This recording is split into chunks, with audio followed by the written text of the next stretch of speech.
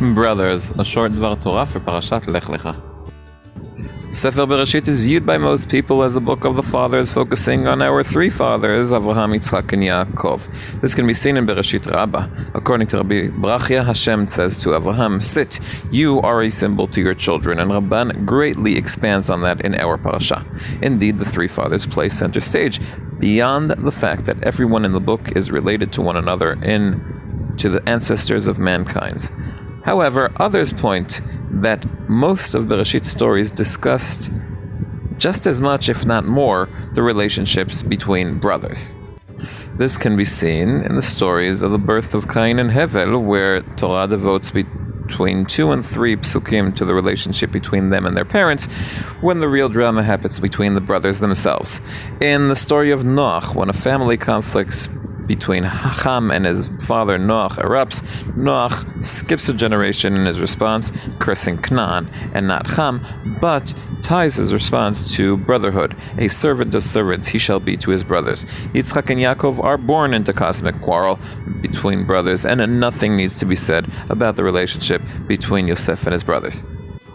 Although I believe that these stories of brotherhood display a moral inquiry that humanity must undergo regarding brotherly relationships, from the murdering brother to the forgiving brother, that is not the topic I want to focus on. Instead, I want to dwell on the stories of Avraham, who at first glance ignores his 2 brothers, Haran, who dies in Ur-Kasdim, and Nachor, who stays behind in Haran, and I believe the second glance might show us something different.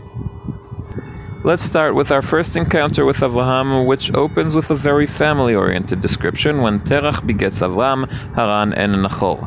What makes this family-oriented? Because Haran died before his father, Terach. Avram and Nachor take wives. Nachor's wife is Milcah, daughter of Haran, father of Milcah, and father of Iscah. Terach takes his son Avram, his son's son Lot, and Sarai, his daughter-in-law, his son Avram's wife, and they leave Ur-Kasdim for Canaan. As we said, a very familiar family tree. Keeping this in mind, Avram's difficulty upon receiving the command, "Leave your country, your homeland, and your father's house," your family, becomes much clearer. This difficulty is amplified when realizing that the role or blessing that Avram will be getting, who is now familyless, will be a continuous reminder of what he lacks, and all the families of the earth will be blessed by you. According to what we said, the next verse, "And Avram went, and Lot went with him," is a bit strange, because Lot is from Avram's father's house. But the following verse, "And Avram took Sarai his wife, and Lot his brother's son," is doubly strange for 2 reasons. First, we already know that Lot went with Avram. Why should it be repeated? And secondly, why is Lot only Lot in the first verse, and the second verse also his brother's son? The next story, Avram's descent to Egypt, also raises some difficulties in this context. When Avram goes down to Egypt, he goes down alone. I don't mean that no one is with him. He does, after all, turn to Sarai, his wife, around whom a commotion is about to develop.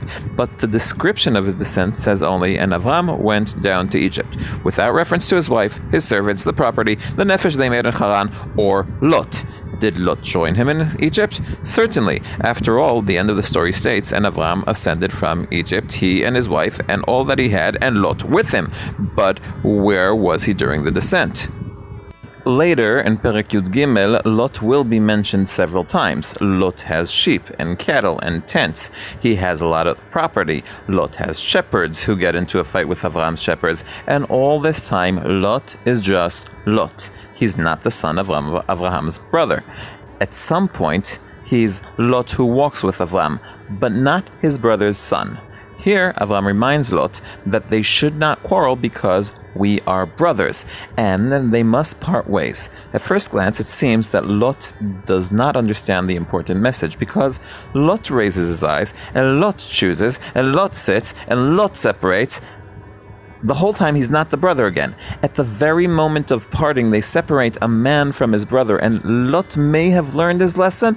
On the other hand, it might also be possible that Avram is the man who separated from his brother Lot, whereas Lot no longer considers himself a part of Avram's family. The commentators have different opinions about Lot's separation. For example, one opinion in Midrash Rabbah criticizes Avraham and asks how he could have proposed parting, whereas a second opinion praises him and says that it's good that he left the evil. My opinion is that the strange description of most of the Perek points to the distance created between them and the understanding that they must be apart. Paradoxically, immediately after Lot separates from Avram, Perek Yudalet shows that the opposite happens. The four kings take Lot and his possessions, the son of Avram's brother. Avram hears that his brother is taken captive. He returns Lot, his brother. Although less profoundly, this can also be seen when Sodom is overturned, when Hashem remembers Avram and saves Lot. And later, Avram shows that even though he left his brother's house, he maintained connection from afar, not only with Lot, but also with his brother Nachor's family. Which brings back the question, did Hashem really expect the break with his family's house to be complete? I think not. In my understanding, Avraham, who is paving a new and unique path, must neutralize all background noises that might influence him, and his family's voice is a very influential voice to the family-oriented Avraham.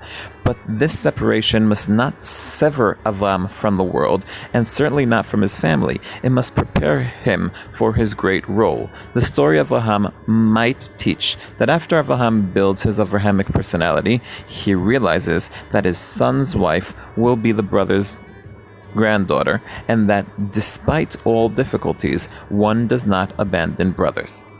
Le'ilui Nishmat, my student Amichai Shimon ben Batya ve'Yishai Hashem Yikom Damo. I am Jovi Holtz, one who loves his brothers and Tanakh.